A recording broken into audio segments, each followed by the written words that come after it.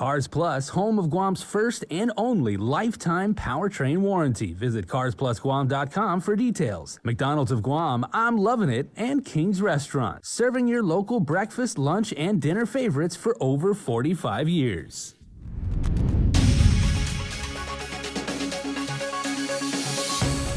Coming up now on Primetime, the Speaker calls a press conference to discuss her controversial Bill 112. Our Nestor Lecanto was there and tells you all the details. Plus, this morning, a ceremony was held for 21 police officer trainees sworn in to the Guam Police Department. Adriana Cotero has that story, and Isaiah Uggan tells you about an indigenous exhibit to honor Pride Month. Hafide, good evening. Guahusi Isaiah Uggan, and thanks for tuning in. Amidst increasingly intense political pressure, Speaker Therese Terlahi held a news conference today to clear the air about her controversial bill to amend the medical malpractice law. Nestor Lecanto reports. As the Speaker tells it, the pressure is growing.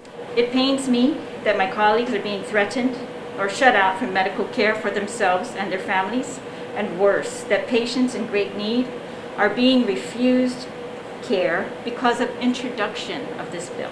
The intent of her bill is to provide a way for those who can't afford it to be able to file a legitimate medical malpractice claim.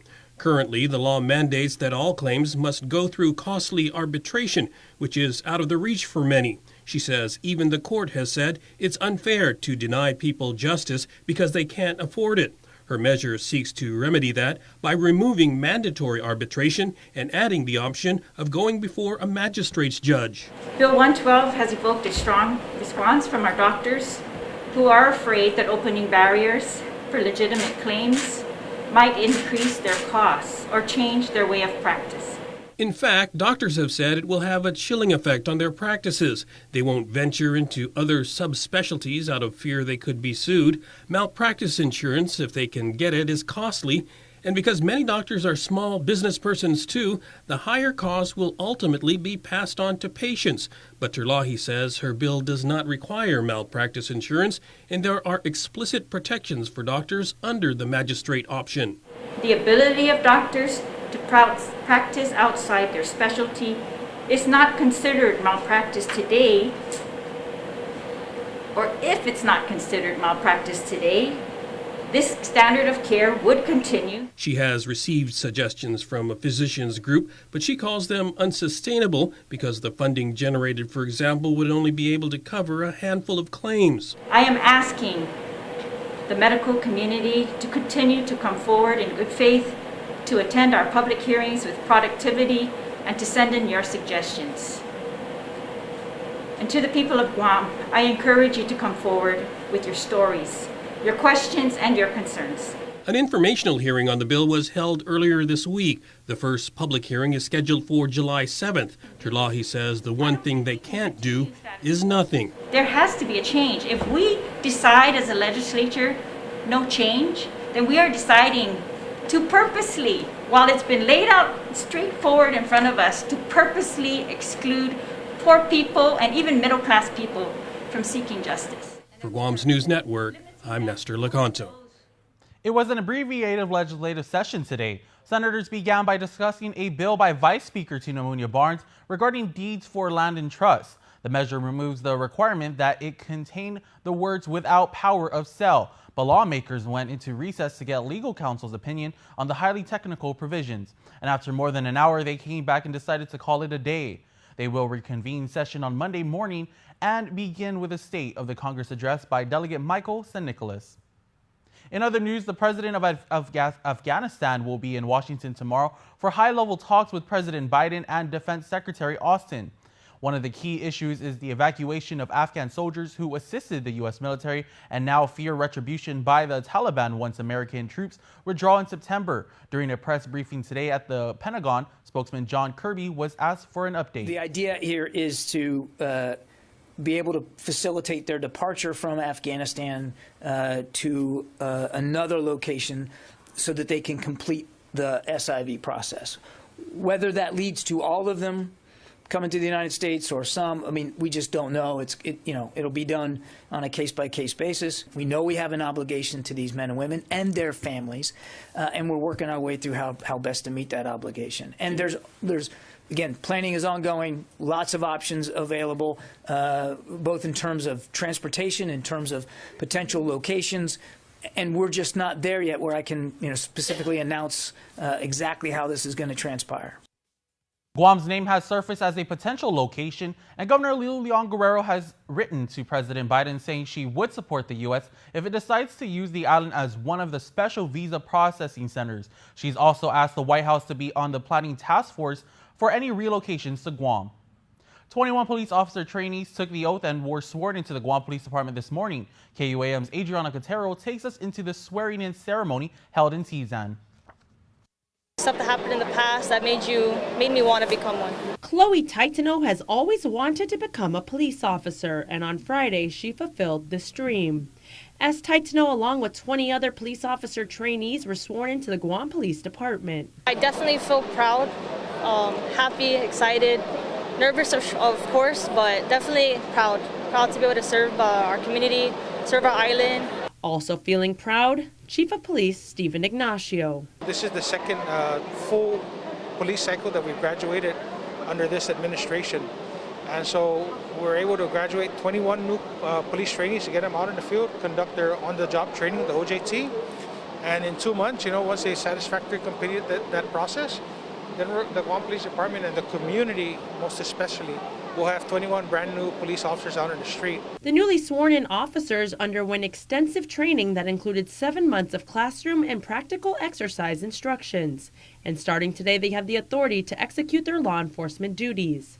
Chief Ignacio says the department continues to recruit officers. We're not going to stop because the community needs more police officers, and the community deserves more police presence, and we're working to bring that to reality. And if you want to make your dream a reality, all you have to do is believe it's possible, explains Titano. Always surround yourself with good people, a good environment. Always believe in yourself. Focus on self-love, because that's the only way for you to be able to go beyond what you believe is if you believe in yourself and you love yourself.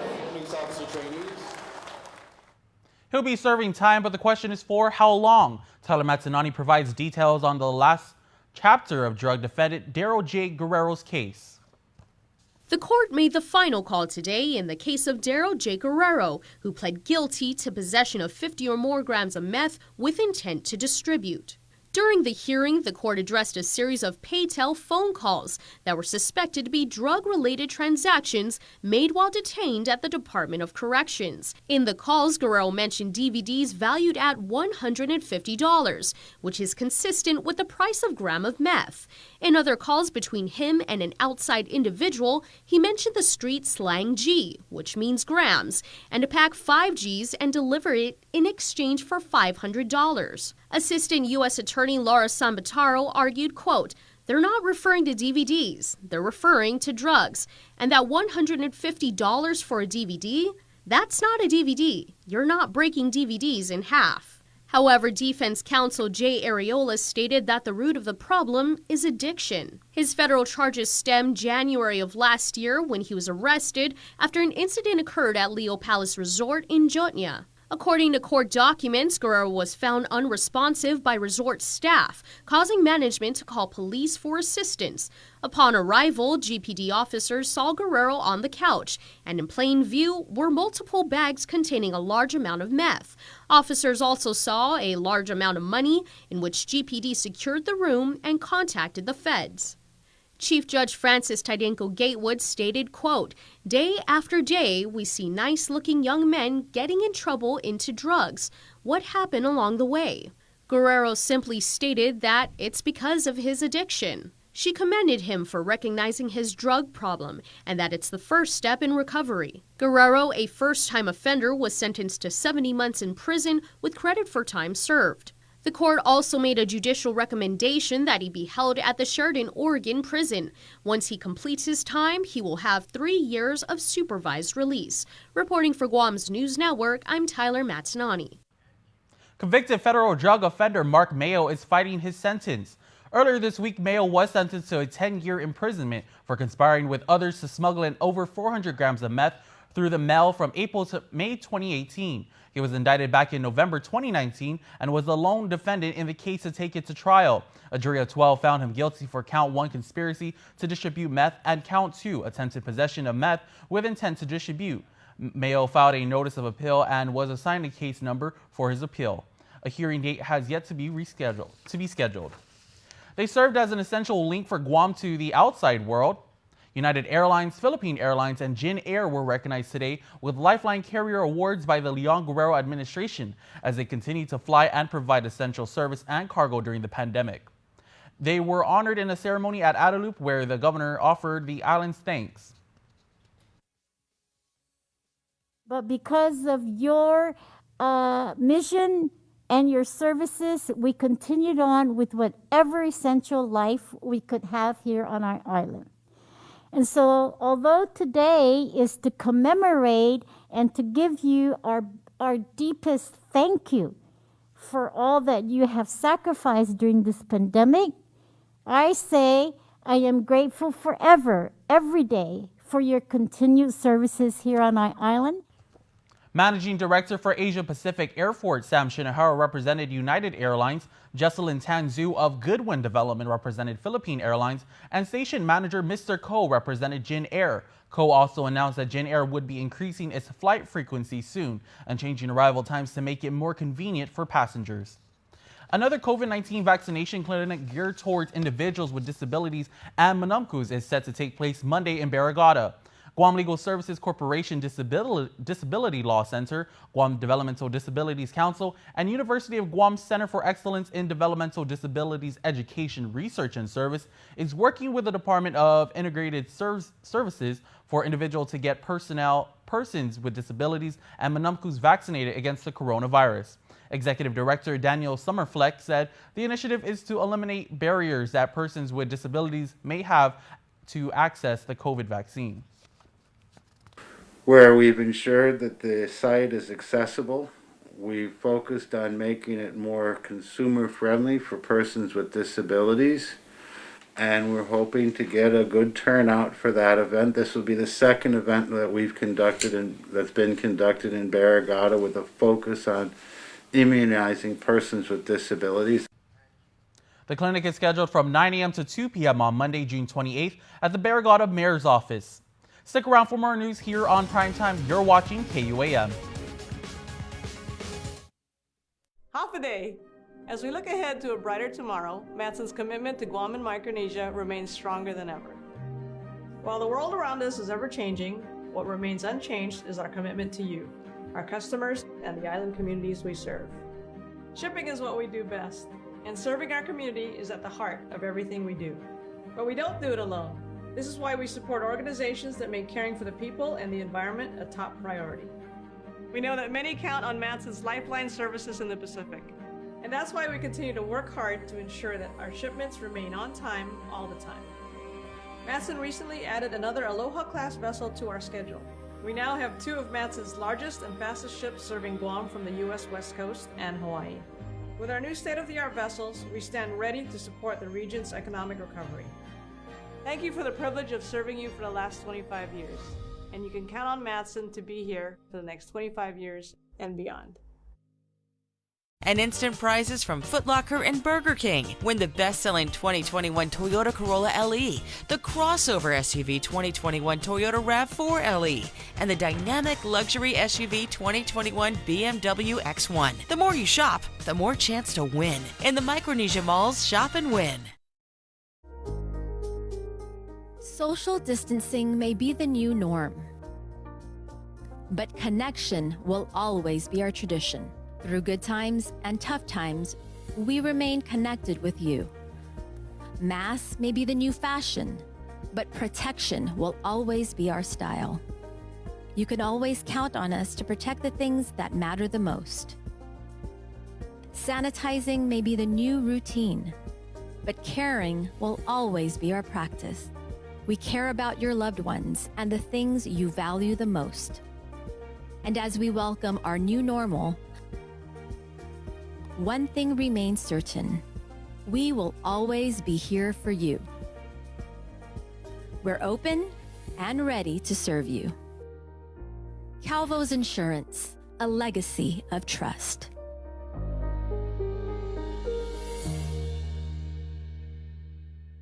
KUAM News, in partnership with the Guam Visitors Bureau, brings you the Guam Safe and WTTC Safe Travel Certified Program Showcase. Look out for this powerful symbol for visitors, island residents, and industry workers alike, as it represents establishments with a consistent global commitment to safety practices. Stamped with approval by the Guam Visitors Bureau and the World Travel Tourism Council. Every Monday on KUAM News will feature a different local business who's taken the Safe Guam and Safe Travels pledge to maintain health and safety standards to get Guam back on track. Log on to visitguam.com to see how your business can receive the designation, what businesses in our community are Guam Safe certified, and have the WTTC Safe Travel certified.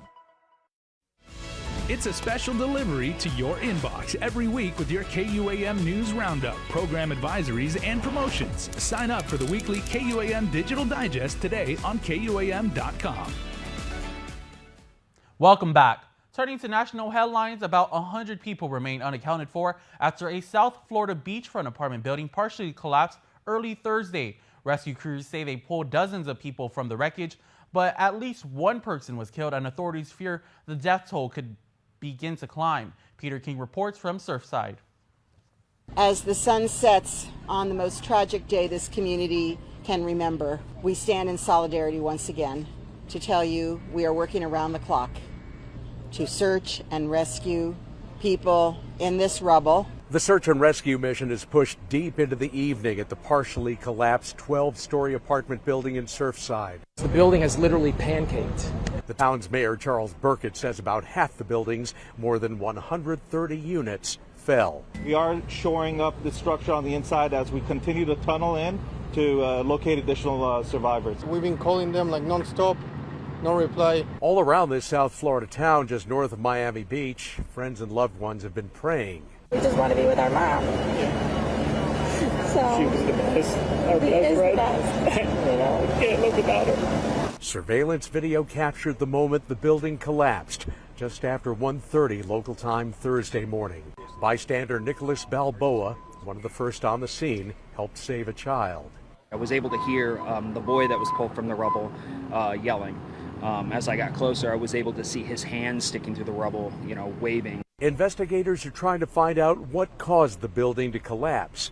This study from a researcher at Florida International University found that the building, built on reclaimed wetlands, has been sinking at a rate of 2 millimeters a year for the past 3 decades. And that may have impacted the building structurally. The town of Surfside requires multifamily buildings like this one built in 1981 to be recertified every 40 years. Peter King, CBS News, Surfside, Florida. With 80% of students returning to face-to-face instruction next school year, the Guam Department of Education and the Guam Education Board conducted an online survey regarding the use of uniforms. The survey focused on whether GDOE should continue to waive the mandated uniform policy for school year 2021 to 2022. It was made available to students, parents, staff, and administrators until last Friday, June 18th. While the survey wrapped up, GDOE Interim Public Information Officer Michelle Franquez said that 4,015 responses have been generated so far. And of that, it looked like 62% of those who took our survey say yes. Let's see, the majority. Okay, here we go. Respondents mandatory uniform. By a large majority, employees and parents favored school uniforms, and the majority of students did not favor uniforms. Teacher Franquez said that the results are not shocking. GEB waived the mandated uniform policy for school year 2020 to 2021 when students returned to face-to-face instruction on January 19th of this year. Summer is in full swing and hundreds of students are taking it as an opportunity to explore the various career fields that are in store. Tyler Matsanani takes us over to Tidan, where the Guam Environmental Protection Agency is hosting a summer employment internship program. The Guam Environmental Protection Agency closed out their first week of their employment internship program. For 6 weeks, students will be out in the field gaining hands-on experience and learning of Guam EPA's role in preserving and protecting our island's natural resources. We're very excited to be a hosting agency with this program run by Guam Department of Education and the Department of Youth Affairs. This gives opportunities for public and private high school students to interact with the agency personnel, learn about what our mandates are, what our regulations are, what our regulatory role is. Guam EPA spokesman Nick Lee details the American Rescue Plan funded program, which is operated through a grant under the Guam Department of Education and the Department of Youth Affairs. EPA is just one out of several GovGuam agencies that are hosting the internship program. Students get to observe numerous EPA operations, such as how they enforce mandates when it comes to solid and hazardous waste, to beach sampling and lab work. He says there's a lot of experience that can be gained through their participation, and they're happy to have nearly 30 students on board. The participants are at that age where they're now starting to discover what their interests are, what their plans are, when it comes to their time when they graduate from high school, move on to higher learning. Lee adds that the experience that students can gain through GovGuam agencies and departments might be able to foster their interest and serve our island in the future. 17-year-old Nick Farron said he decided to join the internship because it's an opportunity to understand the agency and the role they play on Guam. It taught me a lot of teamwork and taught me how to, if I don't know, ask questions, or honestly, it's all a big learning experience. Meanwhile, 14-year-old Sato Rabago explained that he joined the program to protect the environment because his sister hopped on and, well, there's a cash incentive. You get paid. It's nice to go out and do something to just keep you busy. Reporting for Guam's News Network, I'm Tyler Matsinani. Island residents are invited to check out Ginin Inagofli over the weekend at Sagin Kutun and Chamorro in Timoni. Ginin Inagofli means friendship to care for and to really see one another, and is an indigenous exhibit spearheaded by Gumagela to honor Pride Month. The exhibit will be open from 11 a.m. to 5 p.m. on Saturday, June 26 through Sunday, June 27 at Sagin Kutun and Chamorro's Guma Atista, House 7. Gumagela co-founder Rokin said the display is a collection of work assembled from local artists in the past few years. So really this exhibit is just to kind of kick off Pride and just say, Biba Pride. He explains the mission of Gumagela. Gumagela is an artistic, creative collective, pretty much at its core. We have many different artists through various different mediums. We have makeup artists, photographers, storytellers, dancers, chanters, and really it's just a community space where we're able to celebrate ourselves and really dive into our cultural heritage and just kind of put our little spin on it, our little interpretation. Really make it meaningful for us as well. Rokin shares what sparked the foundation of the exhibit. I think, there are many different people that have come before us that have done amazing work, in Chamorro rights and LGBTQIA rights, and really we just want to continue that legacy. He invites the community to contribute to the altar. So we have some lovely Post-its over here, and really just think about yourself potentially as a future ancestor or a love letter to ancestors already have gone. Really it's just to kind of have a little conversation. Reporting for Guam's News Network, Guahusi Isaiah Uggan. A Pride motorcade is scheduled to take place on Sunday, June 27th. The meetup time is 3:30 p.m. at the Dededo Mayor's office, and the drive begins at 4 p.m. The end destination is at the Governor's Complex. The House of Diosa, Sisters of the Moonlight, and Guma Rusin Atsulati organized the event to celebrate the LGBTQ community's accomplishments, sacrifices, and challenges the community has overcome. Sisters of the Moonlight member F. Glenn Lujan shares what participants can expect at the celebration. You're gonna just see a basic, a motorcade of pride, showing, our support of pride. You bring wear your pride, bring your rainbow flags and stuff. And as far as celebrating pride, it's the last weekend of the month, and we just want to rally everyone together and just give one big last, hurrah and celebrate, and, celebrate all things, celebrate who you are, living your truth, and loving who you want to love, and just, peace and equality for everyone. A special performance is expected to take place by Guman Rusin Atsulati. To recognize Post-Traumatic Stress Disorder Awareness Month, the AmeriCorps program with the Guam Memorial Hospital Authority will be holding a PTSD awareness walk on Saturday, June 26. The walk is scheduled to begin at 8 a.m. for 27 minutes at GMHA's entrance court in Timoni. Program Director Melissa Canatza Ronquillo said this initiative was organized to raise awareness.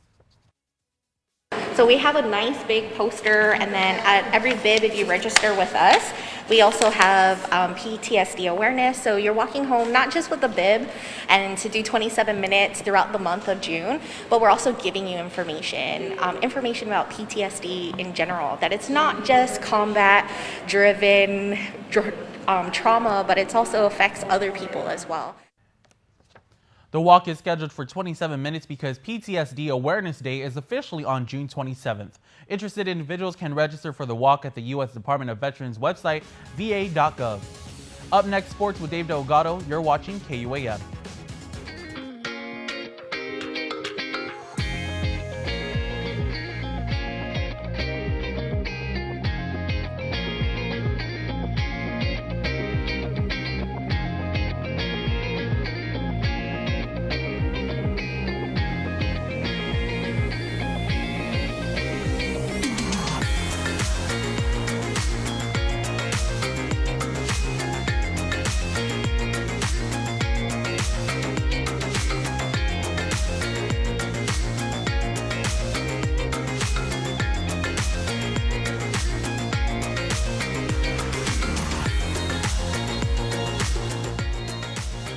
Your community calendar is brought to you by Taco Bell. Whether it's your first meal or your fourth meal, we've got you covered. Taco Bell, live Más. We won't. We will wait. We will wait For someone to come save us. We won't wait for the waters to be cleared. We won't just wait to breathe clean air.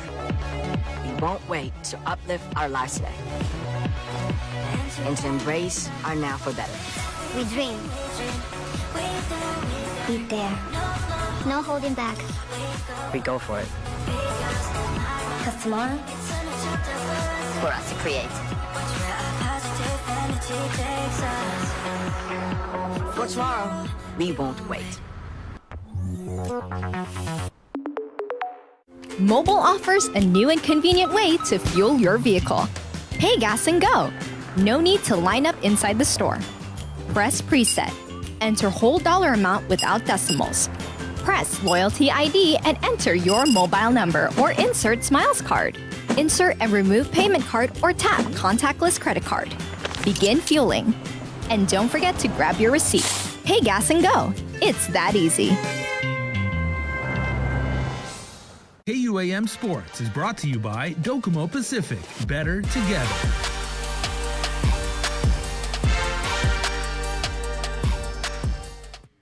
What's up, Guam? Dave Delgado here for KUAM Sports. Thanks for watching. Tonight on the show, we're going to hear from GNOC President Rick Blas on the Olympic Games and the status of our athletes. Check it out. With the recent positive cases of COVID in Fiji, the country has closed their borders to all incoming flights. This has created a big problem for other Olympic committees because Fiji was the designated transfer point. Though Guam doesn't have that problem, GNOC President Rick Blas says the Guam delegation will be lending a hand to our fellow Olympic committees. Protocols are constantly changing. They're basically updating protocols. We even have what they call a COVID liaison officer. Every Olympic committee is required to have one. But, you know, the biggest challenge, I think, for many of us now, and, you know, not so much for Guam, but for NOCs like Palau, FSM Marshals, and the rest of my NOCs down in Oceania, Nauru, Tuvalu, Kiribati, they're really having a major challenge of just trying to leave their country. Team Guam will be sending athletes to the games beginning July 9th. The rest of the delegation will leave island on July 20th. Guam can expect a 4-hour delay when arriving in Japan for processing. And then once they get into the Games Village, everyone is already given a handout of the restrictions moving in and around the Games Village. The athletes are not at liberty to leave the Games Village, and that's going to be the bigger challenge for many of the countries because, you know, when you have a big delegation, it's hard to control who comes and who goes. Guam will be represented in judo, swimming, wrestling, track and field, and Olympic-style weightlifting. We didn't want to let Joster know that he had already been qualified for the continental slot. And that's primarily to ensure that he's focused on his training and competition going into the Olympic Games. Then we have the two swimmers, Maneri Gomez and Jager Stevens, that are currently in Phuket, Thailand. There's a international swimming camp there. Regine, she's been selected. As you know, track and field has basically changed the way they select their athletes now. It's going to be based on the best performing records and rank and file system. So Regine has the highest point system. And then of course wrestling was qualified from IF competition in Tunisia. With the games less than a month away, Blas is happy with the way our athletes have handled training and competing during the pandemic. They really did a good job focusing, competing on the international circuit. And I've always told them, if you know that you've done your best on the competition